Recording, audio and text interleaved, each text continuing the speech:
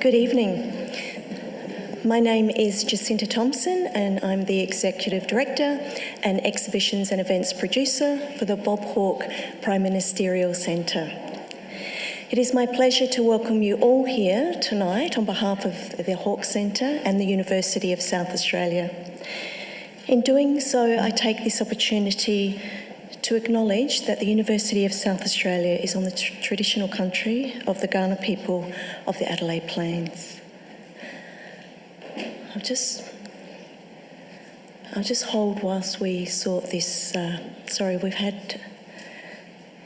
Are we okay? Thank you. I won't explain what happened today. I'll let you guess. So sorry, I apologise. We recognise and respect their cultural heritage, beliefs and relationship with the land, and we acknowledge that they are of continuing importance to the Kaurna people living today. Tonight, the Honourable Peter Malinauskas MP, the Labor member for Croydon, and the 47th Premier of South Australia will be in conversation with author and journalist George Megalogenis as they consider how to rekindle faith in our own democratic institutions. I warmly welcome the Premier and I welcome back George to the Hawke Centre. It's wonderful to have you back.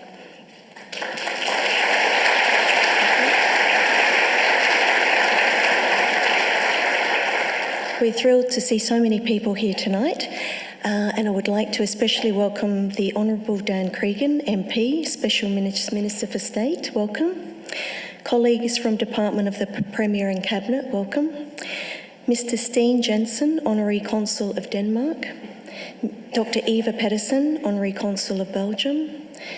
Distinguished Professor Marnie Hughes-Warrington AO, Standing Acting Vice-Chancellor, Deputy Vice-Chancellor, Research and Enterprise, UniSA. Mr. John Hood, welcome, Chancellor from Flinders University. And our council members and enterprise leadership team members from UniSA. The Hawke Centre is committed to delivering a diverse program of free events and exhibitions throughout the year, which reflect our fundamental themes of strengthening our democracy, valuing our diversity and building our future. The session tonight is being recorded and will be available on the Hawke Centre website next week. We encourage you to bring this to the attention of friends and colleagues who could not join us tonight.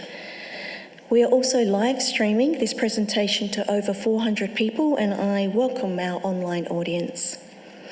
As we are recording, can I please ask that you switch your phones to silent to avoid interruptions. To begin tonight's presentation, we will firstly hear from the Premier, who will then be joined on stage by George for, I'm sure, what will be a very insightful in-conversation. Please join me in a warm welcoming to our South Australian Premier, Peter Malinauskas. Thank you.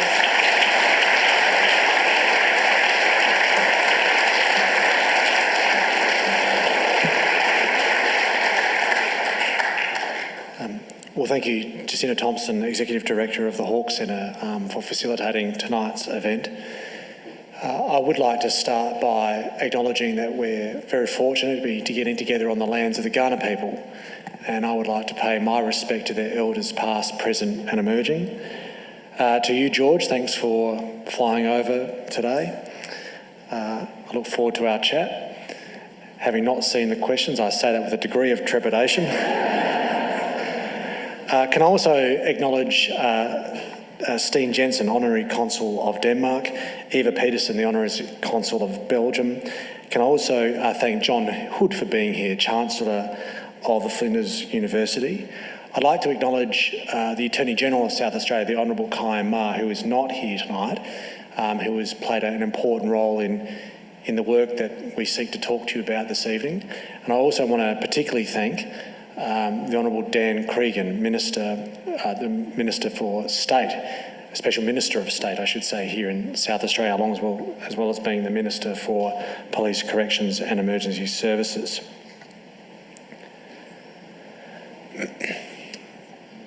Democracy is in a crisis of confidence. People need to wake up to it. Leaders need to respond to it, South Australia has a role to play in correcting it. There's an old joke, usually attributed to Winston Churchill, when he says that democracy is the worst form of government except for every other one. Unlike some of the quotes attributed to Churchill on the internet, he did actually say something like that.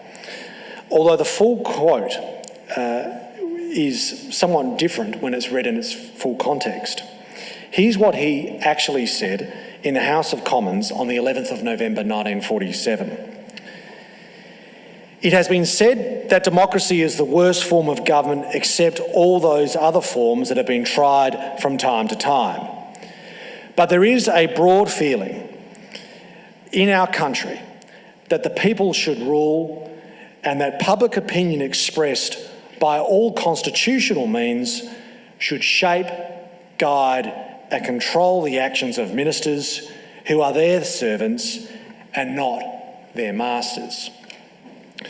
Churchill was not dismissive of democracy, nor did he just think it was the least worst option. In fact, he was saying that he shared the profound belief that people should be able to rule themselves with their government acting to serve them, not control them. Or to use my favourite quote, the words of US Supreme Court Justice Felix Frankfurter, in a democracy, the highest office is the office of citizen. It's a noble sentiment. That's easy to say, but one that has proved extraordinarily challenging to translate into a practical system of government. Many nations have tried with varying degrees of success, but admittedly, democracy remains a work in progress. Post-colonial Australia has never known any other system apart from democratic, responsible government. So it's especially easy for us to mistake it for being unremarkable, even inevitable. But of course, post-colonial Australia itself is only a blink of an eye when measured against the long millennia of different forms of rule over human society. Yet none of them come even close to what liberal democracy has achieved for humanity. Health, happiness, knowledge, prosperity. By any measure of standard of living you care to measure, all have enjoyed a period of unprecedented advancement under the umbrella of liberal democratic government. And yet, we live in a time when faith in democracy is at a particularly low ebb, especially among young people who feel they are being left behind by the very institutions that are supposed to serve them. The Centre for Future Democracy at the University of Cambridge recently published a study that combined data from close to 5 million respondents, that's hard to get your head around, in over 160 countries, which concluded that current millennials, those aged between 18 to 34 years old, are the first generation in living memory where the majority are dissatisfied with the way that democracy functions. Among the large democracies recording their highest ever level for democratic dissatisfaction were the United Kingdom, Brazil, Mexico, the United States and Australia. A Gallup poll in the US reported last month in The Economist shows a startling drop in voter trust in many of their institutions, honest elections, the judiciary, and even in the US, a drop in confidence in the armed forces.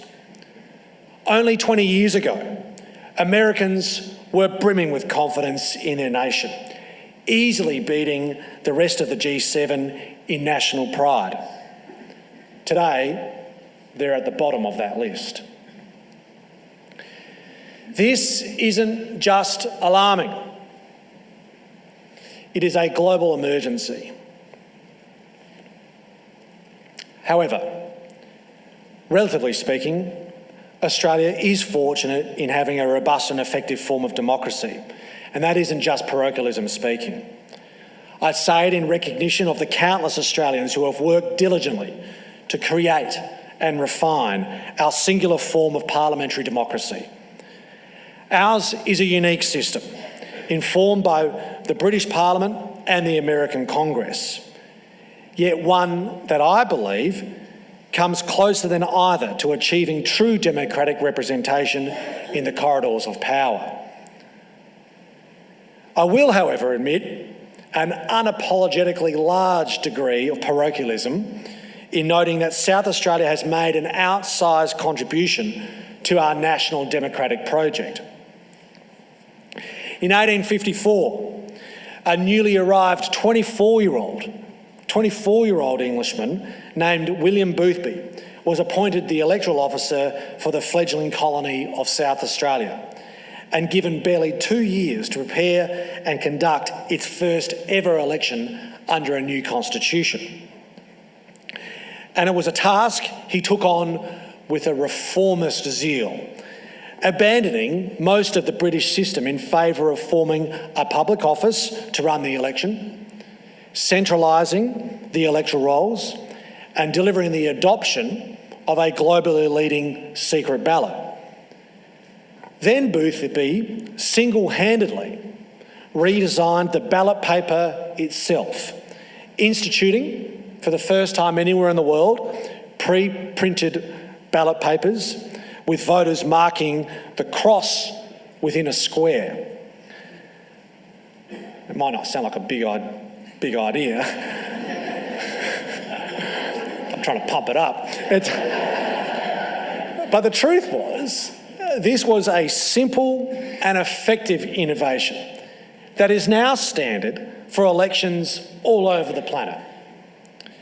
In 1861, the South Australian author, activist and polymath Catherine Helen Spence published A Plea for Pure Democracy.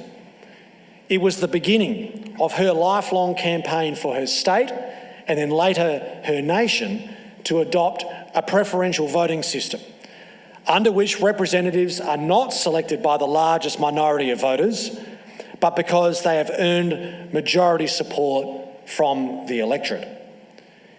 In 1894, the tireless work of suffragettes like Spence, but also, of course, Mary Lee, resulted in South Australia proudly becoming the first jurisdiction to grant universal franchise to all adults and allow women to stand for Parliament, thereby ensuring that the subsequent Federation of Australia would be forced to follow the state's example and then the rest of the world. My reason for the history lesson is to show that our representative democracy is a living system, one that can and should and must be continually modified and improved to better serve the people it represents. But critically, South Australia can lead the charge. My government has a duty to continue this process of improvement. So today, I reveal the state government is working on a substantial, costly, monetarily, new policy to revitalise the way that civics is being taught in our schools. Our young people constitute the cradle of our democracy, and we need to get them engaged. We need to get them enthused. Civics education cannot be a dull, tick-a-box exercise. This is as important as English and maths. I have also established a brand new portfolio, that of Special Minister of State. The new ministry is responsible for all electoral and parliamentary matters, including reforms, with a keen eye on progress. I have very deliberately appointed an independent MP an independent MP with whom I do not agree on everything to this new portfolio. And I've asked Minister Cregan to deploy his considerable intellect towards this cause with vigour. But I stand before you tonight to publicly release, for the first time, our draft legislation to reform the funding of elections in South Australia, specifically with regard to political donations. And when I say reform, allow me to be very clear. I am not talking about capping political donations. I'm not talking about limiting the number of donations or restricting where donations come from.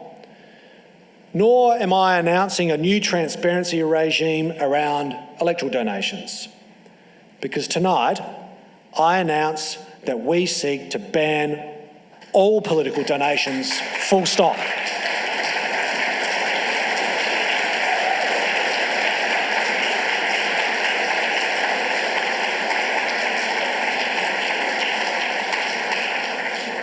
And we're not banning them from some people or some companies.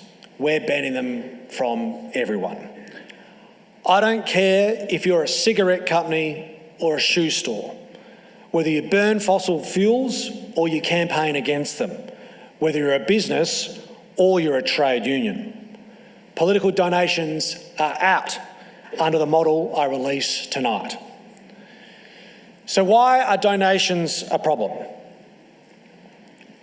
First, in my experience, the idea that any individual or company pays money in the expectation that it guarantees a particular policy outcomes is simply not true. The issue isn't that donations allow favours to be bought. The issue is that donations invite the perception that favours can be bought. And that sows the seeds of doubt, weakening public trust. But the bigger issue with donations is time and access.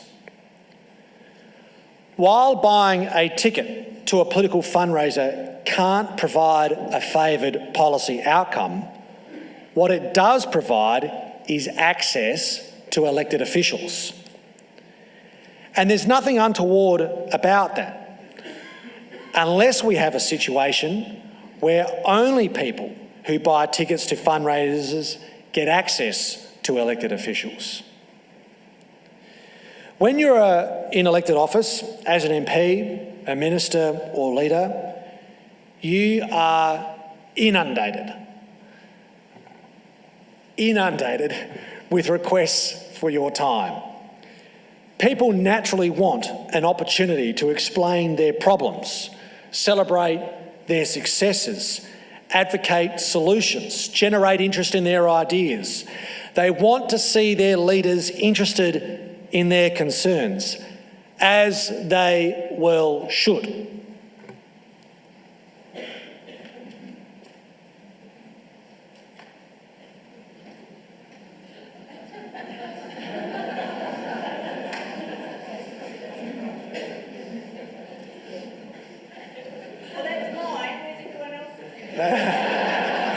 Now, my former EA is here tonight. I know she's here somewhere. She'll down the back. There's Anne. This is giving Anne heart palpitations watching this all over again. But this pile here, which I think achieves the dramatic effect I'm looking for, this is no kidding, and people can come and look at these, right? These are all FOIable, so and that happens. This is the meeting requests that have come to my office in the month. This is just the month of May. It doesn't include, because I asked this got to put together late as we were leaving this afternoon. This doesn't include all the requests for my time in terms of from my electorate office. I'm the member for Croydon, so this has nothing to do with my duties as an MP. This is just the meeting request that came for the month of May, it doesn't include all of the other meetings of government. So this doesn't include meetings with department CEOs, officials, briefings from government. This doesn't include cabinet. This doesn't include cabinet subcommittees, the pre-brief with cabinet, emergency management committee meetings. None of that is in here. This doesn't include meeting requests that I have from MPs. This doesn't include just the day-to-day job. This is just requests for one's time.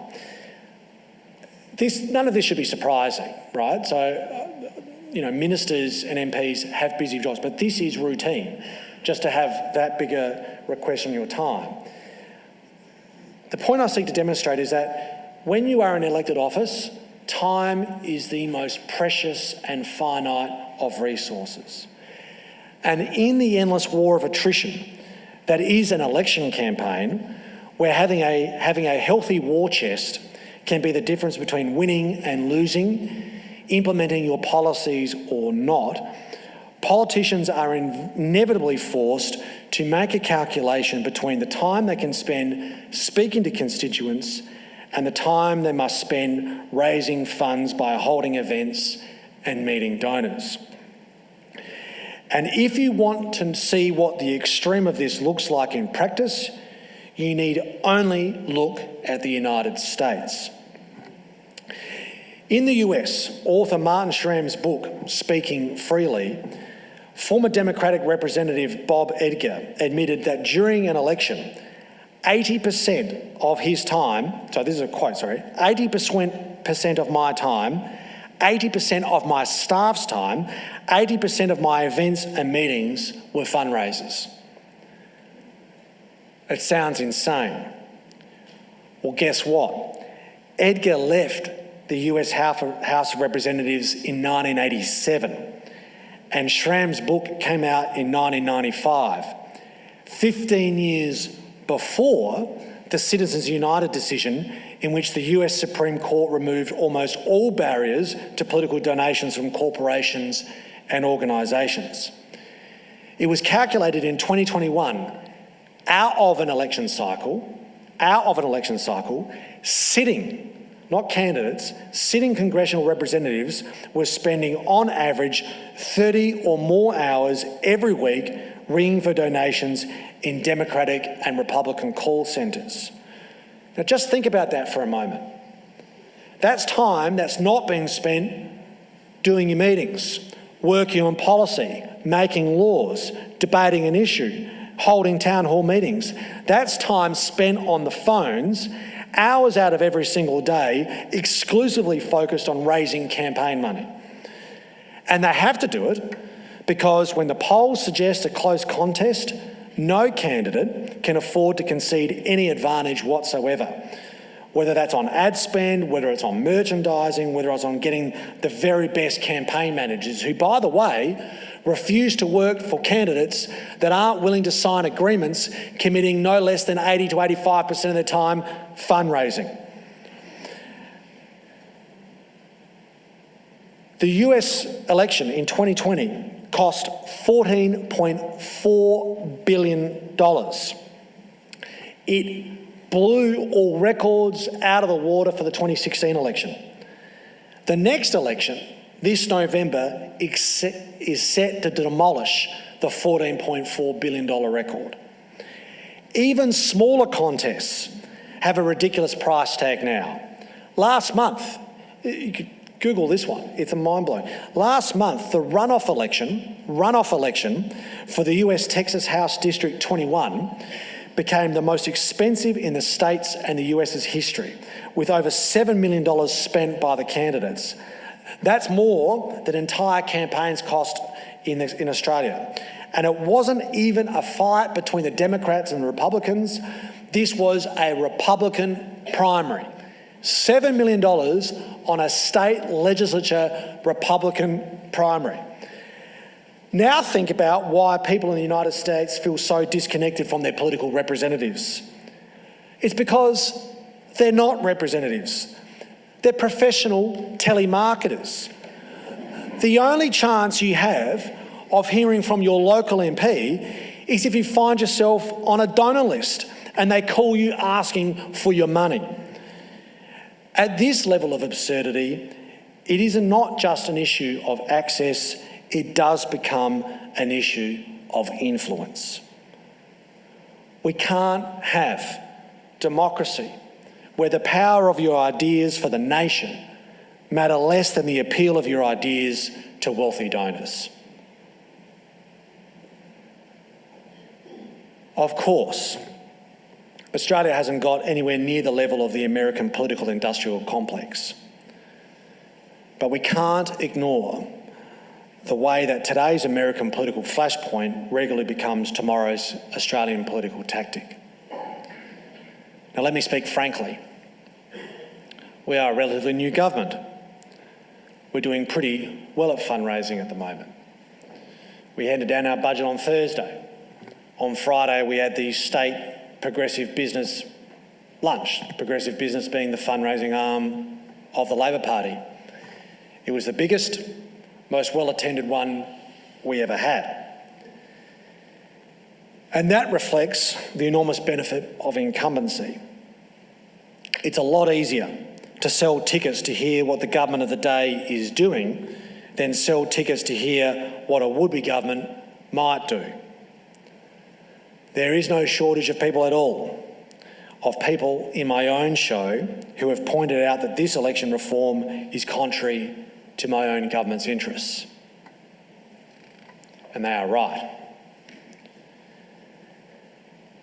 But I submit to the Labor Party that putting people, not donations, at the centre of the political process is always good for working people.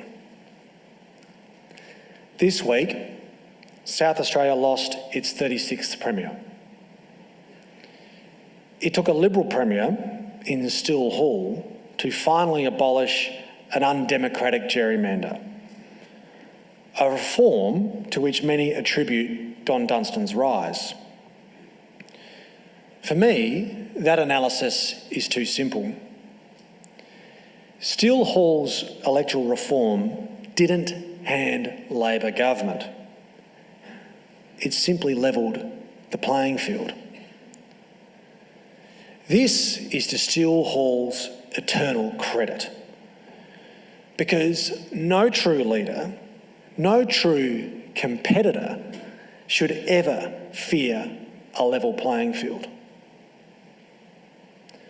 But more than this, a donation-dominated democracy isn't just unfair because it's an effective gerrymander for the incumbent.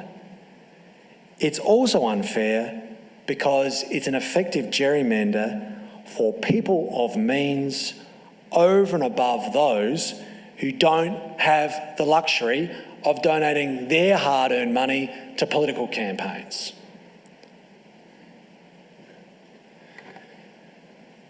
Beyond the power of political self-interest, there is another reason why banning donations hasn't been seriously pursued to date.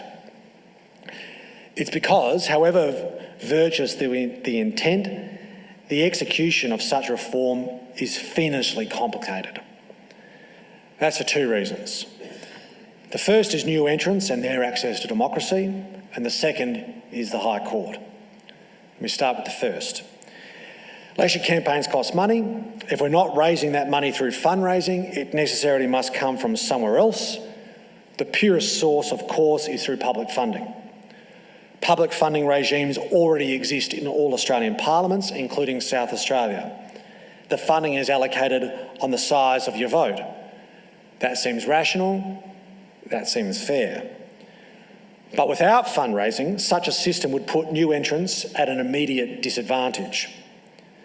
Now, as one of two parties of government, I admit that I'm not looking to sing the virtues of new entrants, nor do I have a particular interest in propping up minor parties and independents. But any failure to ensure that they have access to the process would obviously be undemocratic in its nature, would be pulling the ladder up behind us. So in the development of a new scheme, we must ensure that the funding model is fair, rational and reflective of community support, but at the same time not create onerous barriers to entry for new groups and candidates who may lack the resources of more established parties. Managing that sort of balance is a high wire act that would challenge any acrobat. It means putting spending caps in place to end the war of attrition. It means public funding up to the spending cap. It means designing the laws to welcome new entrants. The objective is to enhance our democracy, not to diminish it. I said the second reason the execution is hard is the High Court. In a nutshell, it has been determined by the High Court that the act of making a political donation is a form of political communication. And the High Court has ruled in multiple decisions over the last 30 years that the freedom of political communication is an implied right within the Constitution.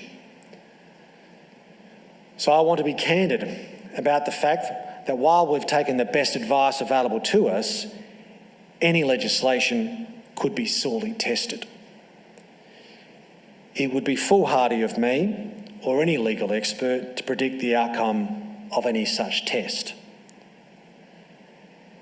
And if it is ultimately doomed to fail, I know that a lot of political hardheads, even in my own party organisation, will breathe a mighty sigh of relief. But that doesn't mean that we shouldn't give this a red-hot try, despite the difficulties. Because what if we succeed? Unions, Dan goes running out of the room.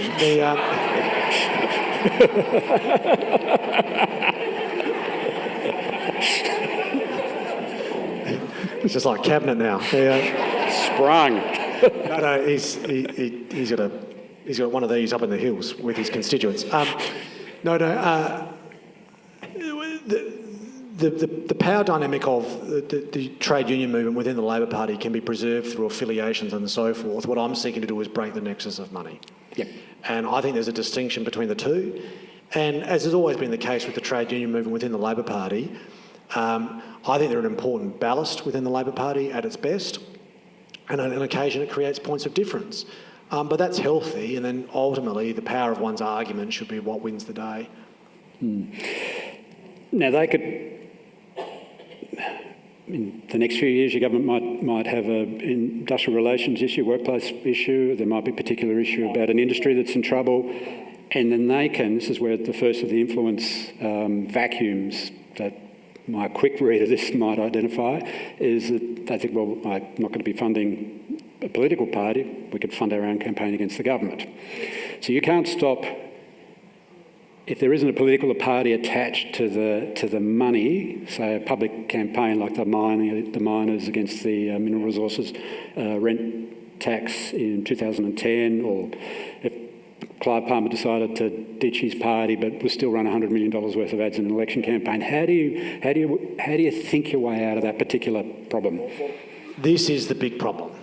Okay, so the legislation which is going up online tonight, we put out to public consultation for the next month. Our objective is to get the legislation into the Parliament this sitting year, just after the winter break.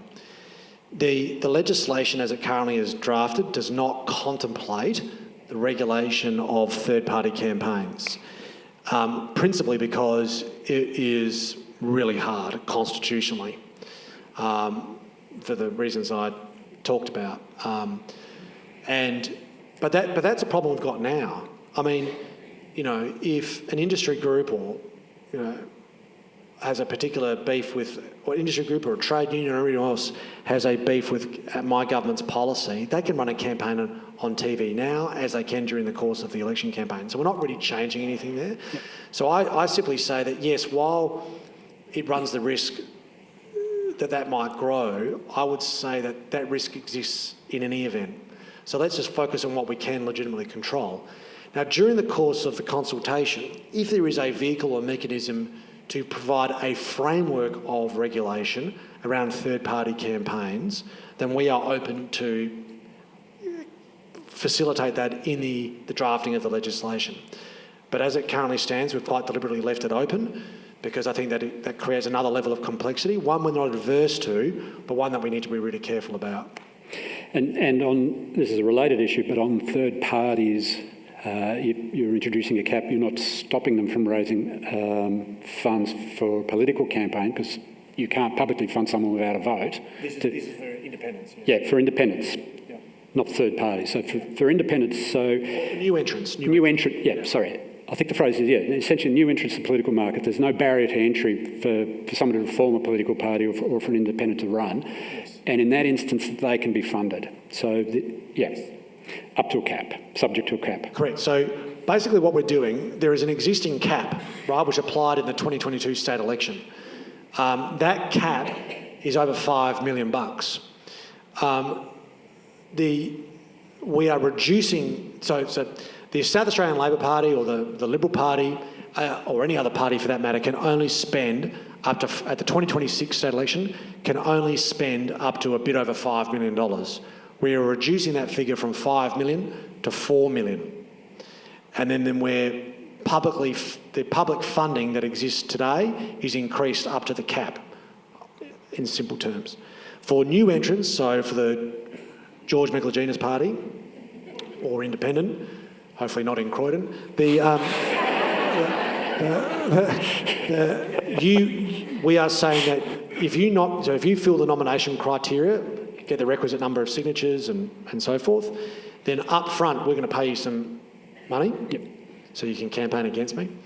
Starting to get nervous about this. And then so you can campaign, and then you'll be eligible to get public funding on the basis of your vote, as per the usual regime. But we are also in the draft out for consultation, we are also facilitating the maintenance of your ability to fundraise to try and as a new entrant. But if you get elected, the game's up. The game's up. Yeah, you become a registered party for purposes of the Act. And the proposition is that you can only fundraise up on small donations rather than the big, massive $50,000 donations. There's a $2,700 cap is what's been proposed on an individual donation, which is consistent to what has been found to be constitutional in New South Wales. Yeah. So, again, I'm getting into the weeds here, but I'm looking at some of the influence vacuums. I'm sort of testing the proposition. What would stop either of the main parties from running phony third-party candidates? You're on to me. I shouldn't joke, especially with these guys up here. So let me understand your question. Well, there does seem to be incentive, especially for a bad faith party. It doesn't necessarily have to be the Labor or Liberal this time around, but it may be a few years from now if a party gets sick of losing, that they start to game some marginal seats with third party, their own people as independents, who in the event of a hung parliament, they could get them over the line and make a minority government. So how do you stop somebody, a whole lot of people just turning up at once in a number of seats? Do you see what I'm saying? Yeah. So there was a concern that you would industrialise new entrants because we're paying them cash up front. Yeah. So what the model has done, and I'm looking at one of my officials to make sure I've got this right, is we are creating a pool of funds that those people then get access to, which then deprives the ability in an organised way from a nefarious political operator or otherwise to try and industrialise nominations of new entrants with the explicit objective of making money and causing mayhem. Yeah. So there would be a diminishing return for people who would seek to do that. Because at the last, it didn't affect South Australia so much, but at the last federal election we saw that till phenomena had a multiplier effect, and Liberal people will tell you that it's very difficult to get boots on the ground in an individual seat, it's a once-safe seat of theirs, where the Teal candidate has essentially 1,000 volunteers and about $1 million in the fundraising. A major political party cannot, especially if you're stretched across 6 or 7 seats, you do the math really quickly. You're already above what you would spend for an entire election campaign against 5, 6, 7, 8 independents. So it isn't just that statewide cap of $4 million we're putting in place, but we're putting in place individual seat caps as well. Yeah. So that it's not just about having a level playing field between the Liberal and the Labor Party at a state level. You want to have a level playing field between any individual candidate at a local level. And this is where this might all sound very dry, but it's actually really important. It's really important in the likelihood of success in the High Court if it is tested. But it's also, you know, this proposition is going to get scrutiny, as it absolutely should. You know, it actually has to be sincere in terms of the integrity of the maintenance of democracy and the objective of levelling the playing field. I think most of the electorate who are paying attention to this, and I hope that's as many people as possible, clearly, the founding principle we're shooting for is a level playing field, where it's the power of your ideas, the power of your policy that wins the day, and rather than the amount of money you've got in the campaign fund. Yeah, and you mentioned in your speech, go more general question now, but you mentioned in your speech collapse in trust. Do you see this? Do you see money as one of the causes for the collapse in trust, or because it's a global phenomenon? I think it contributes to it, absolutely, yes. And so what does the system look like when it's working ideally, and how would you benchmark a recovery in trust?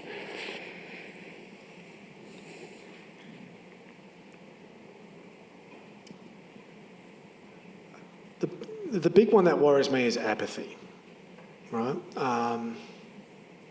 You know, I think if there's an appreciation in the electorate that the system is trustworthy, then there is a greater propensity to engage with the system, to think about it.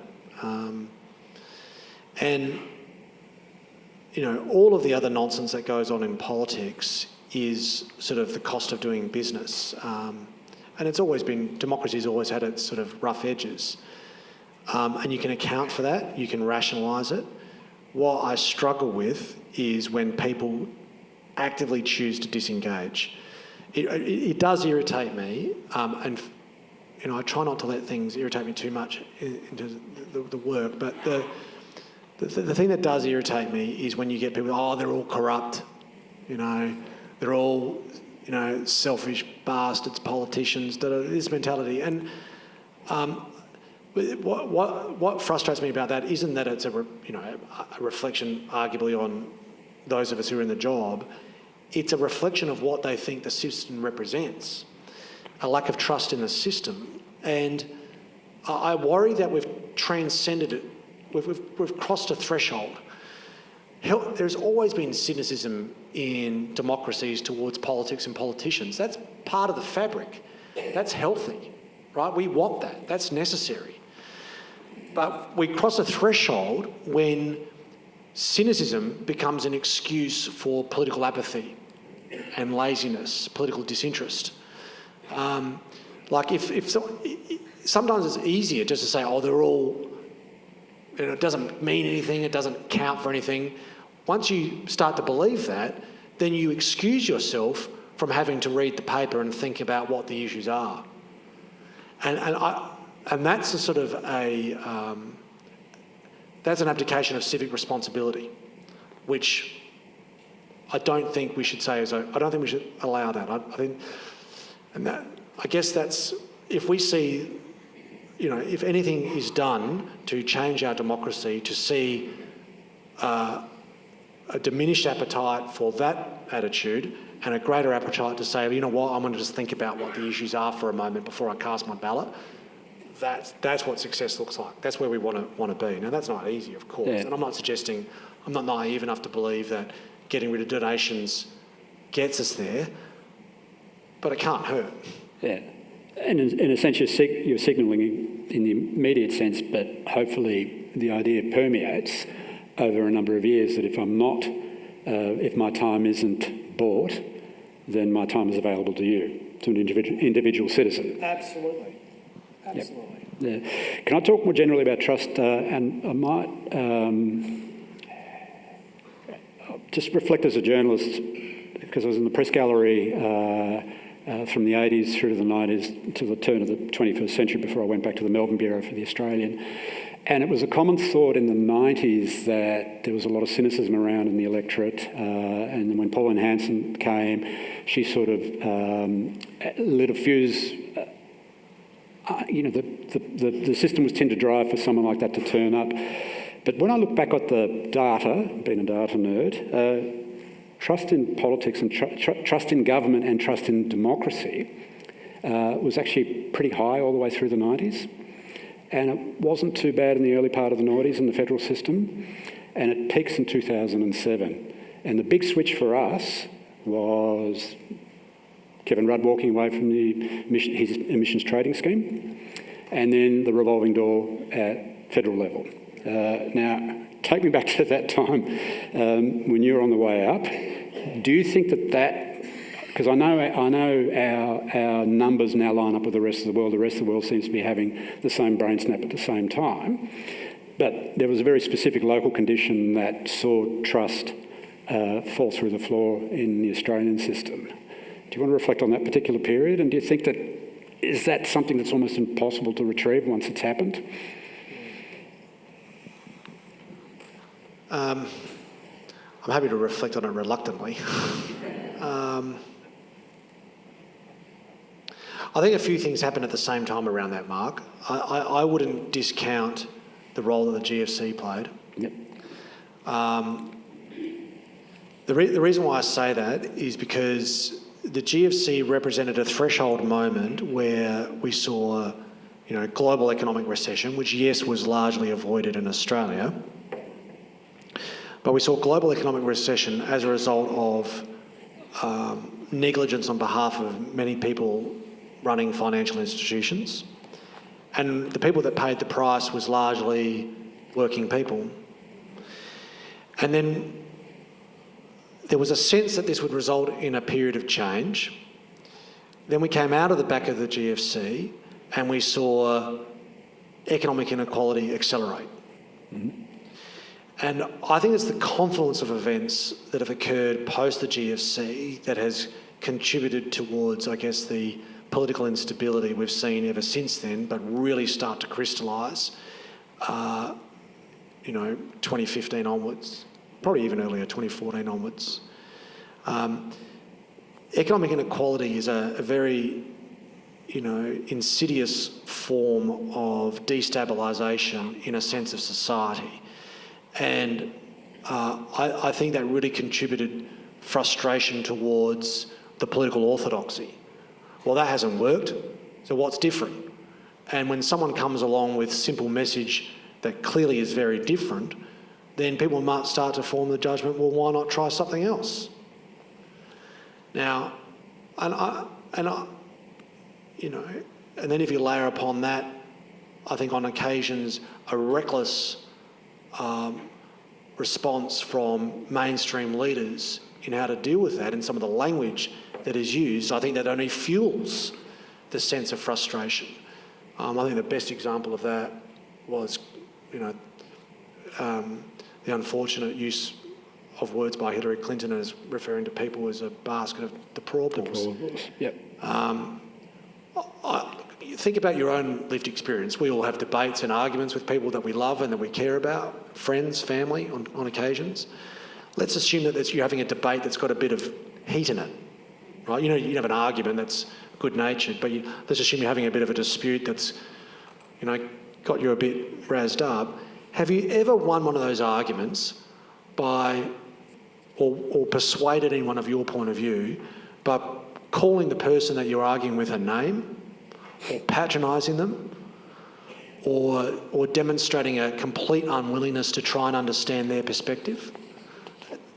It rarely works, if it ever does. So I think we've just seen a whole confluence of events that have been problematic. To answer your question, George, do I think the revolving door of political leadership that we saw in Australia, that basically, the last Australian Prime Minister to be re-elected in this country was John Howard in 2004. That's right. That was 20 years ago. It was 20 years ago, the last time this country re-elected a Prime Minister, mainly because political parties have deprived the electorate the option of re-electing a Prime Minister. Do I think that has contributed towards the malaise, towards the body politic amongst the community? Yes, undoubtedly. But like I said, I wouldn't discount, in terms of the rise of populism that we've seen, the role that the GFC played as a really seminal moment in that. Now, it's hard to know where it goes from here. I don't want to take too much time, but the UK election is going to be different. It's going to be interesting. That looks like it's heading a particular way. Does that represent a line in the sand moment where British politics moves beyond, the brash, bold, populist type leader, best represented by both Corbyn on the left and Boris Johnson on the right? And now do we go back to a more sort of thoughtful contribution towards the political discourse?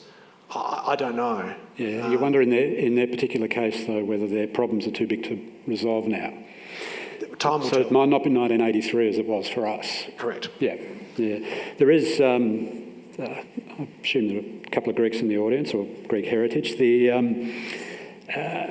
People in Europe nominate the Greek system as the one that's course correcting, because it was the one that the two-party system broke about 2011 when the PASOK party was wiped out, and then a hard left party took over, and the sort of centre-right party's primary vote collapsed, and then they went through a few rolling crises with the sovereign debt crisis, and I think, at least on the centre-right side of politics, their politics has normalised a bit, and they had one of the best COVID performances a couple of years ago. But you never want to put any system through what they went through. But a lot of people in Europe do look to Greece as a possible correction, having done 10 years of populism. Well, who knows? Most people would assume that I'm familiar with Greek politics. No, I'm assuming there are a couple of people in the audience. I'm not assuming you are. I wish I was. Malinauskas is Lithuanian. Just no, I wasn't making that. No, I'm not just. And Megalogenis is not Lithuanian either. No. In my electorate, which I'm very fond of, I've got a big Greek community, and I always feel like I'm letting them down when I tell them I'm not Greek. They're good people. It's going to be really interesting from my perspective to see how the French parliamentary elections go that were called on the weekend. Yeah. Clearly a very bold move on behalf of Macron, and it's going to be interesting to see how that plays out. I think that'll be an interesting litmus test about where mainstream Europe is at. But Germany is the other place at the moment where we're starting to see an extraordinary fervour on the far right in a way that hasn't been seen in German politics for a very long period of time. It's hard to know how that plays out. And you alluded to Ukraine earlier. It defies my corporate memory to see a situation where there'll be parties in Europe seeking mandates to let Russia win. That's the upshot of the hard right on the continent. And then the consequence of that, institutionally, across Europe, starts to become rather concerning, more than it already is. And then, of course, November is going to be so critical in terms of what NATO looks like into the future, and that's hard to predict. Even if Trump wins. So, by the way, we've just set an all-time record for a political discussion. Trump did not get mentioned till overtime. Well, there we go. 7:10. Sorry, I broke our run there, George. No, you did well because you. Look, I mean, we do live in the most extraordinary of times. Now, I don't know, and you'd be able to comment on this with more authority than maybe myself, George, but maybe every election feels like it's the most important that history's ever seen, and so forth. But we do live at a really interesting moment in time, and either what we're seeing is going to be flushed out and there'll be a recalibration, or the opposite, and we go from a rolling period of instability in politics. The one thing that I invite people just to contemplate when you think about that question, and I'm inclined to be a little bit optimistic, but is what, notwithstanding my reference to the GFC earlier, so many of the forces that seem to exist in politics, in liberal democracies globally at the moment, aren't too inconsistent to the sort of things that we saw, in a very dark period in the 1930s. What people, of course, what was different then was we had the Great Depression. I would hate to have a Great Depression now. Yeah. Now, I'm not anticipating one, and I think we could have a high degree of confidence that's not going to happen. I'm not seeking to be catastrophise in any way, but you would hate to see a really, really substantial economic shock that had a particularly nefarious impact on a large number of people in the current political climate. That would be very unfortunate indeed. But I'm inclined just to be a little bit optimistic about where we're heading, notwithstanding whatever happens in November in the US, for a range of reasons, principally because, I don't know, it's hard not to have faith in people wanting the best for families in their communities. Like, principally, everybody wants that. Yep. And if that motivation is what informs how people vote, then I think we can be confident that it's going to be okay. That's the reason why I'm a bit optimistic. Yeah. I'm almost tempted to add something on Trump, but I might leave it, if we do have a bit of time, I might leave it to later. When you're reflecting on the GFC, and I think you're right when you sort of bring, there was sort of meltdown of Australian characteristics in terms of the revolving door, but every first world democracy hit a similar crisis of confidence after the GFC. The pandemic was an interesting one for me because it felt like we were repeating. Whereas, Kevin Rudd told us in 2008 to go shopping in the national interest, Prime Minister, the Premiers and Chief Ministers told us all to stay at home in the national interest, kind of reverse transaction. You were paid not to go out and shop, you were paid to not shop, or only shop once a day. Trusted all institutions, but the states. Yes. The states overshot, and the Federation looked a very interesting beast at that point. And I think certainly 2020, maybe into 2021, until Sydney started sending the virus all over Australia, if I'm allowed to be parochial for a split second, it felt like we were pretty happy constituents for that year of the crisis, not dissimilar to the way I think Australia felt briefly during the GFC. But I think we've come out of COVID in a not dissimilar way, with some of those problems that are identified through the pandemic not easily resolvable. Now, this is a sort of tail off of a question of two parts. You took a particular approach in opposition to not contest everything that Premier Marshall did, and you made them a one-term government. A couple of your Labor colleagues went hard from the beginning and didn't make it to the election. Coming out of that, been able to configure a way to win in a time which is really pro-incumbent. Certainly that first year and a bit of the pandemic is very, very pro-incumbent. To be able to take power in those circumstances, does it feel like the South Australian constituency is as obedience is the wrong word, willing to be led as they might have been in 2020? Sorry, I did save the trickiest one for last. The pandemic presented a really unique set of circumstances, and we were all genuinely fearful about what this was going to mean to our health. Not people. I don't even think were worried about their own health. They were worried about the health of their their parents, their spouses, their children. So people were really craving strong leadership at the time, and looking to their institutions to exercise good judgment. And I think largely we saw that around the country, including by my predecessor and all the officials that he worked with, and that's to everyone's great credit. And I was happy to sort of say that at the time. My judgment was, look, this crisis is out of the box, for all of us in our lifetimes. And what I said to my parliamentary team was, you've got to think of this like a bushfire.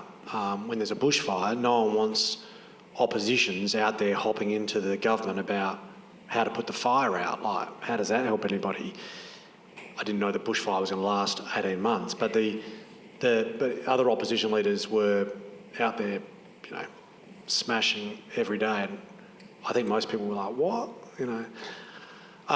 My view was and remains that,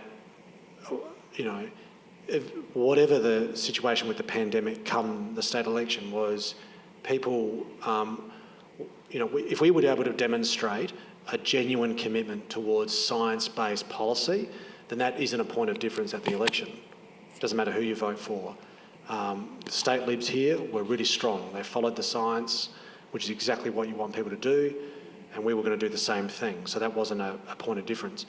What I wanted to demonstrate was the point of difference was what do we see the pandemic as a moment to recalibrate the future of the state, to use it as a platform for a bit more of an ambitious policy about the future, so that the legacy of the pandemic isn't just a bad memory, it's something a bit more hopeful and optimistic about the future. I got a book got given to me during the pandemic called Citizen Clem, about Clem Attlee and his approach in terms of reconstruction post World War II in the UK. That was informed my judgments. Now, but the pandemic presented such a unique set of circumstances in terms of people's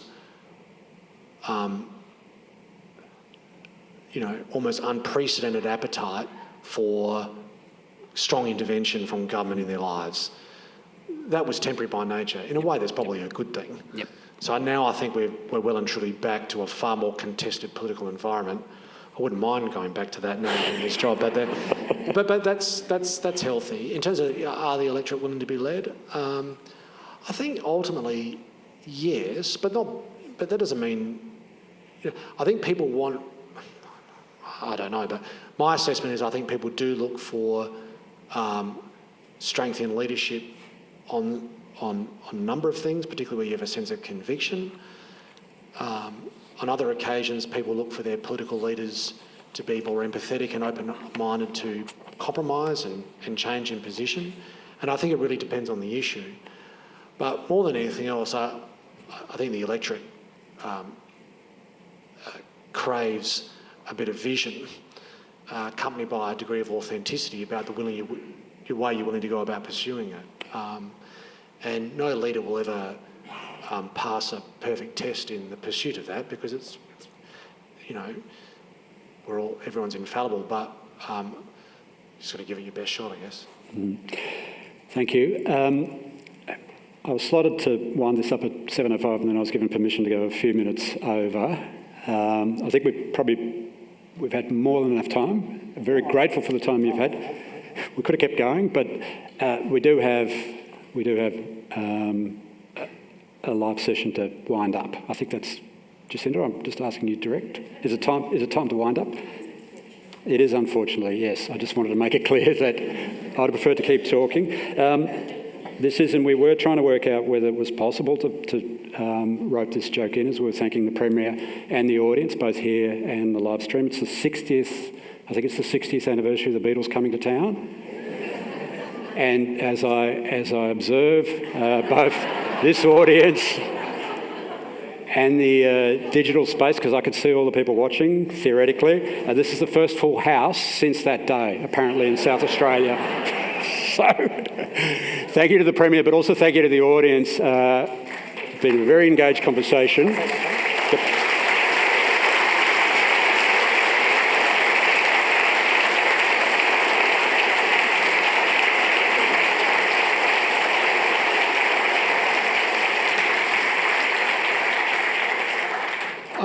I just want to thank you. The apathy point is the frustrating one from my perspective, but when people take time out on a June winter's night to come and hear about a policy, I can't tell you how much we appreciate your interest and your enthusiasm for what the future of our democracy might look like. So I can't say thank you enough for...